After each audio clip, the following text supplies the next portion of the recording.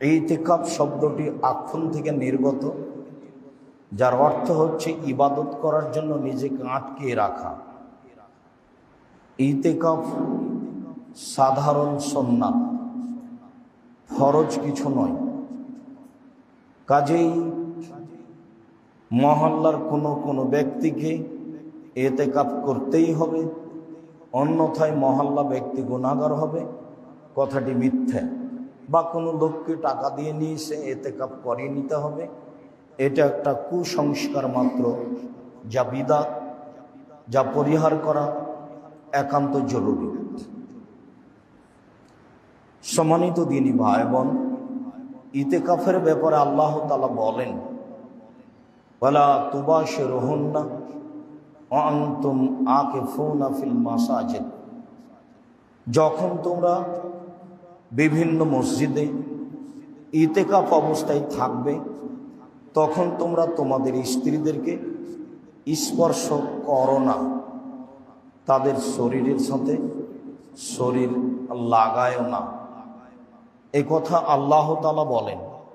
তার মানে ইতিকাফের বিষয়টি আল্লাহ কোরআন মাজিদে উল্লেখ করেছেন। আল্লাহ তাআলা অন্যত্র বলেন, আহেদনা ইলা ইব্রাহিম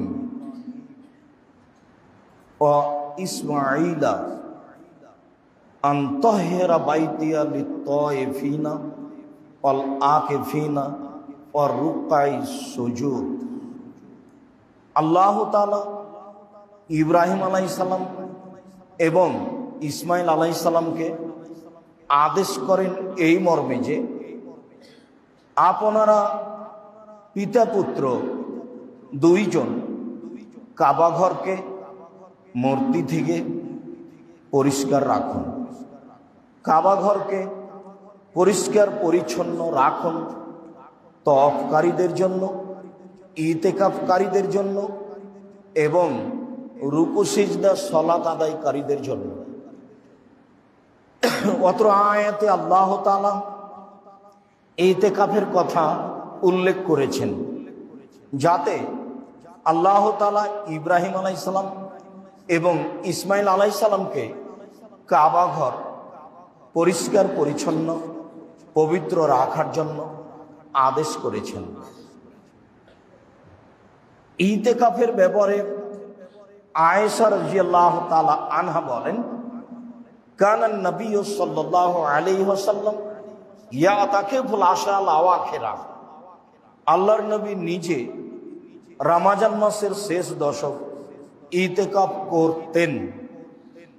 ওয়া আতাকাফা আজওয়াজুহু বাদান নবী সাল্লাল্লাহু আলাইহি সাল্লাম আও মিন বাদিন নবী সাল্লাল্লাহু আলাইহি সাল্লাম। এবং আল্লাহর নবীর অবর্তমানে তার স্ত্রীগণ ইতিকাফ করতেন। অত্র বুখারী মুসলিমের হাদিসে বোঝা যায় আল্লাহর নবী ইতিকাফ করেছেন এবং তার স্ত্রীগণও ইতিকাফ করেছেন। মানুষ বিশেষ ইবাদতের আশায় ইতিকাফ করতে পারে, পুরুষও পারে, নিরাপদ স্থান হলে মহিলারাও পারে। ইতিকাফের ব্যাপারে আয়েশা রাদিয়াল্লাহু তাআলা আনহা বলেন, as-sunnatu lil mu'takif আল্লাহ ইয়াশহাদা জানাজা ওয়ালা ইয়াউদা মারিদা ওয়ালা ইয়ামুসাল মারআতা ওয়ালা ইউবাশিরাহা ওয়ালা ইয়াখরুজা লিহাজাতিন ইল্লা লিমা লাবুদ্দা মিনহু ওয়ালা ইতিকাফা ইল্লা বিসিয়ামিন ওয়ালা ইতিকাফা ইল্লা বিমসজিদিন জামে। আয়েশা রাদিয়াল্লাহু তাআলা আনহা বলেন, ইতিকাফকারীদের জন্য সুন্নাত তারা জানাজায় উপস্থিত হতে পাবে না, ইতিকাফের স্থান ত্যাগ করে জানাজায় যেতে পাবে না। প্রত্যেকটা মানুষের কাছে একটা জরুরি হক রাখে, সেটা হলে কেউ মারা গেলে জানাজায় যাবে, এটা তার জন্য ফরজ।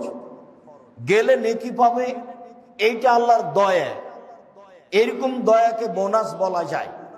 কেউ যদি জানাজায় যায় তাহলে এক উহুদ পাহাড়ের সমান এক কেরাত নেকি হবে। আর যদি মাটি দেওয়া পর্যন্ত থাকে তাহলে 2 কেরাত নেকি হবে। এক কেরাত সমান হলো উহুদ পাহাড়ের সমান। উহুদ পাহাড় 4 কিলোমিটার প্রশস্ত, 8 কিলোমিটার লম্বা। নিচে কত আছে তা মানুষ জানে না, অনেক নেকির ব্যাপার। এরপরেও ইতিকাফ অবস্থায় মানুষ জানাজায় যেতে পাবে না। পরের অংশে বলা হয়েছে কেউ অসুস্থ মানুষকে দেখতে যেতে পাবে না। মানুষ মানুষের প্রতি 6টা হক রাখে, তার একটি হক হচ্ছে অসুস্থ মানুষকে দেখতে যাওয়া। কেউ যদি সকালে যায় তাহলে সন্ধ্যা পর্যন্ত 70,000 ফেরেশতা তার জন্য ক্ষমা চাইবে। যেতে হবে, এটা জরুরি। ক্ষমা চাইবে, এটা আল্লাহর পক্ষ থেকে দয়া। এটা একটা গুরুত্বপূর্ণ কাজ। এরপরেও ইতিকাফ অবস্থায় সে কোনো অসুস্থ মানুষকে দেখতে যেতে পাবে না। তারপরের অংশে বলা হলো স্ত্রী মিলনে যেতে পাবে না। অলায়াম সাহা, স্ত্রী মিলনে যেতে পাবে না। তারপরে বলা হলো অলা ইবা সেরাহা, তার শরীরের সাথে শরীর মিলাতে পাবে না। বিষয়গুলি গুরুত্বপূর্ণ।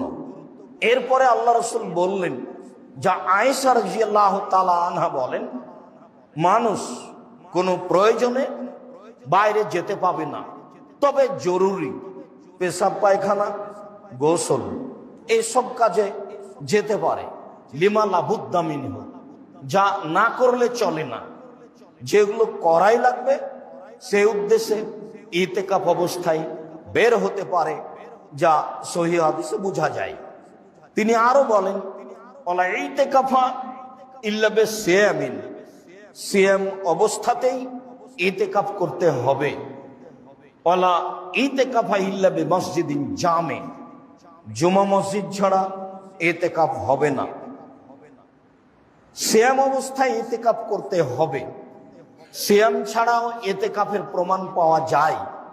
তা হলো মানতের, যা একদিন যা রাসূল সাল্লাল্লাহু আলাইহি সাল্লাম উমর রাদিয়াল্লাহু তাআলা আনহুকে বলেছিলেন, তুমি যে মানত মেনেছিলে কাবা ঘরে একদিন ইতিকাফের, তা পূর্ণ করে নাও।